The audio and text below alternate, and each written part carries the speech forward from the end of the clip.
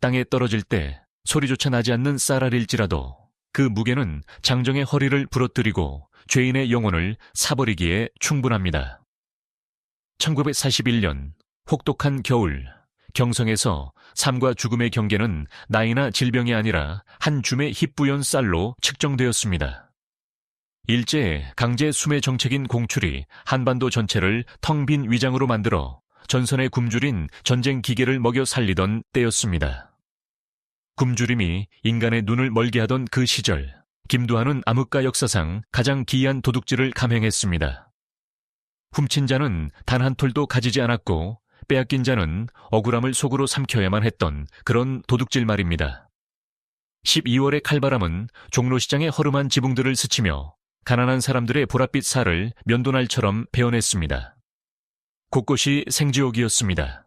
아이들은 울 기운조차 없었고 노인들은 웅크린 채 죽음을 기다렸습니다. 반면 그곳에서 멀지 않은 용산역에서는 식량을 가득 실은 기차들이 밤마다 꼬리를 물고 떠나고 있었습니다. 용의 위장이라 불리던 일본군 제4 식량 창고에는 농민들에게서 빼앗은 수천 톤의 쌀이 쌓여 있었고 시커먼 총구와 사나운 셰퍼드들이 그곳을 지키고 있었습니다. 장군의 아들 김두한의 분노에 불을 지핀 것은 적대 조직의 도발이 아니라 명자 할머니의 죽음이었습니다. 그녀는 김두한이 아무것도 아니었던 떠돌이 소년 시절 몰래 따뜻한 떡을 쥐어주던 떡장수 할머니였습니다. 그날 아침 순찰 돌던 일본군이 할머니가 숨겨둔 작은 쌀자루를 발견했습니다. 죽어가던 손자에게 죽을 끓여주려던 쌀이었습니다. 일본군은 말 한마디 없이 개머리판으로 할머니의 머리를 내리쳤습니다. 할머니는 쓰러졌고 피는 더러운 눈밭에 흩어진 하얀 쌀알과 섞였습니다. 놈들은 앙상한 시신과 비웃음만 남긴 채 떠났습니다. 김두한은 할머니의 갓쓴 무덤 앞에서 차가운 흙을 꽉 쥐었습니다. 그는 울지 않았습니다. 눈물은 약자의 사치였습니다. 그의 깊은 눈 속에서 무모한 계획의 불꽃이 타오르기 시작했습니다. 총칼로 쌀 창고를 터는 것은 자살 행위이자 우미관 식구들의 파멸을 의미했습니다. 그는 다른 방법, 종로 사람 특유의 배짱으로 적진을 뚫을 길이 필요했습니다. 이틀 후 용산역에서는 인천항으로 보낼 화물을 옮기기 위해 대규모 지게꾼을 모집했습니다. 누더기를 걸친 구직자 행렬 속에 김두한과 우미관의 싸움꾼들이 섞여 있었습니다. 모두 숫검댕을 칠하고 고단한 노동자로 위장했습니다. 그들은 싸우러 호랑이 굴에 들어간 것이 아니라 일하러 들어갔습니다. 김두한의 계획은 티끌 모아 태산이었습니다. 짐을 나르는 동안 각자 몰래 뾰족한 대나무 통으로 쌀포대를 찔러 두꺼운 소못 안쪽에 기워둔 주머니로 쌀이 흘러들게 하는 것이었습니다. 조금씩 모으면 큰 산이 될 터였습니다. 하지만 하늘의 그물은 넓고 성기다 했던가요? 아니면 운명의 장난이었을까요? 용산 창고에 악명 높은 감독관 쿠사나기가 비정상적인 쌀의 감소를 눈치챘습니다. 그는 난폭한 성격 때문에 스모계에서 추방당한 전직 스모 선수였습니다. 고기산처럼 거대한 덩치에 계란 으깨듯 사람 머리통을 부술 수 있는 괴력을 지닌 자였습니다. 그는 모든 지게꾼을 집합시키고 눈밭에서 상의를 탈의하게 했습니다.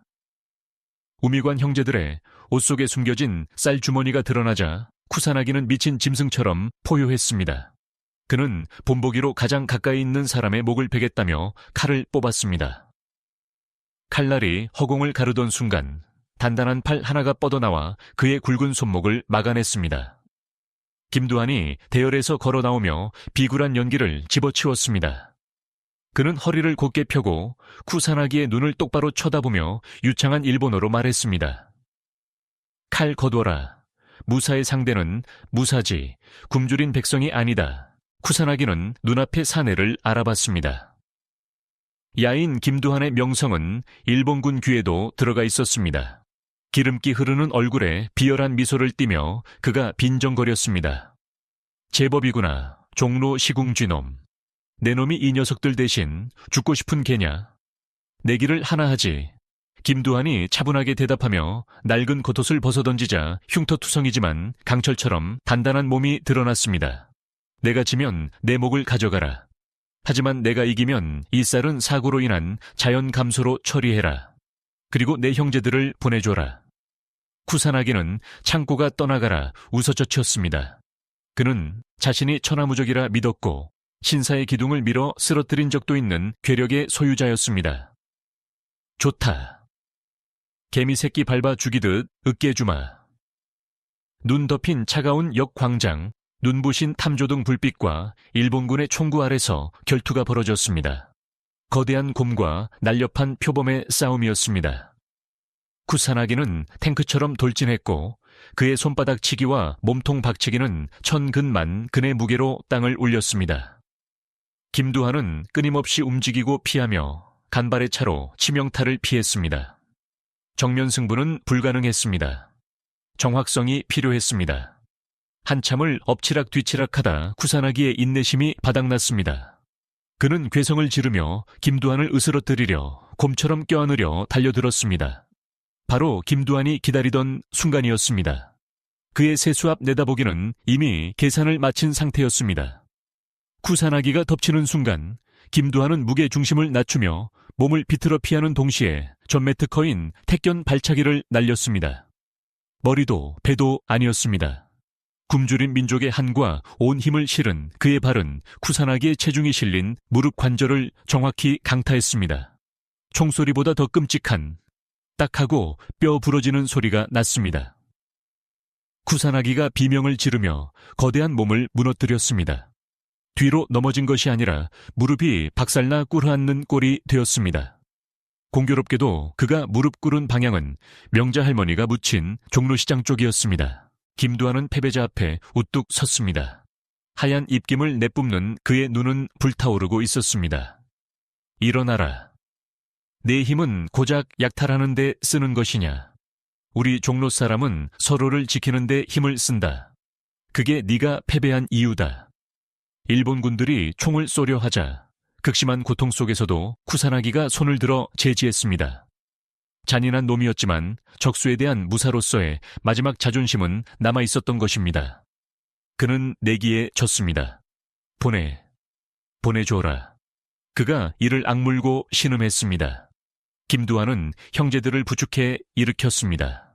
하지만 그는 쌀자루를 우미관으로 가져가지 않았습니다. 가져가봤자 나중에 일본군이 들이닥쳐 압수하고 체포할 구실만 줄 뿐이었습니다. 그는 모두를 놀라게 할 행동을 했습니다. 쌀주머니를 찢고 근처에서 대기 중이던 수송용 수레 쌀포대까지 모조리 찢어버리라고 명령했습니다. 다 쏟아버려라. 하얀 쌀이 폭포수처럼 쏟아져 철로를 뒤덮고 눈과 진흙 속에 파묻혔습니다. 일본군은 멍하니 바라볼 뿐이었습니다. 뺏어놓고 왜 버리는지 이해할 수 없었습니다. 지금이다. 김두한이 철조망 너머 굶주린 눈으로 지켜보던 수백 명의 군중을 향해 소리쳤습니다. 여러분, 사고로 쌀이 쏟아졌소. 법대로라면 떨어진 건 줍는 사람이 임자여. 들어와서 가져가시오. 둑이 터진 듯 사람들이 밀려들었습니다. 일본군은 당황했지만 철로 위 쓰레기를 줍는 난민들에게 총을 쏠 수는 없었습니다. 지휘관이 패배를 인정하고 풀어주라 명령한 직후였고 서류상으로도 이 쌀은 훼손되어 군사적 가치가 없는 폐기물이 되었기 때문입니다. 김두한은 눈 섞인 쌀을 미친 듯이 긁어담는 인파 속에 서 있었습니다. 생쌀을 입에 쑤셔 넣는 아이들, 행복해서 일그러진 어머니들의 미소를 보았습니다. 그는 자신의 주먹을 쇠그릇으로 만들어 사신의 소나기에서 생명을 받아내 동포에게 나눠준 것입니다. 그날 밤 종로의 오야분기 빈털터리에 배를 쫄쫄 굶으며 집으로 걸어가는 모습이 목격되었습니다. 하지만 고개는 어느 때보다 높이 들려 있었습니다. 온전한 쌀 한 포대 가져오지 못했지만 그는 종로 사람들에게 배부른 한 끼를 그리고 무엇보다 소중한 자존심이라는 만찬을 선물했습니다. 용산 창고 도난 사건은 난세의 영웅이란 창고를 채우는 자가 아니라 그 창고를 부수어 세상과 나누는 자라는 교훈을 남긴 아름다운 전설이 되었습니다.